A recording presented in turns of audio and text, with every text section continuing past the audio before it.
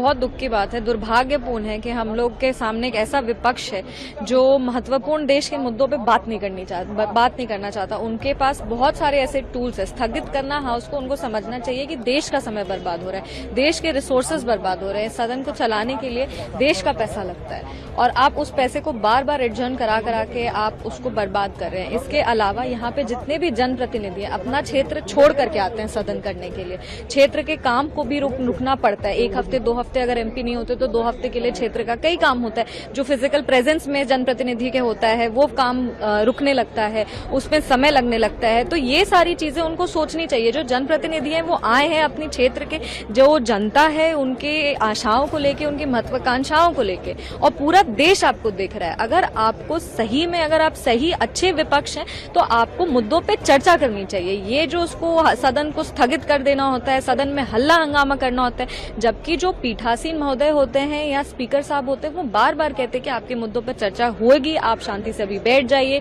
Constructive criticism जो होता है, जो फ्रूटफुल क्रिटिसिज्म होता है वो करिए, पर ये सुनते ही नहीं है।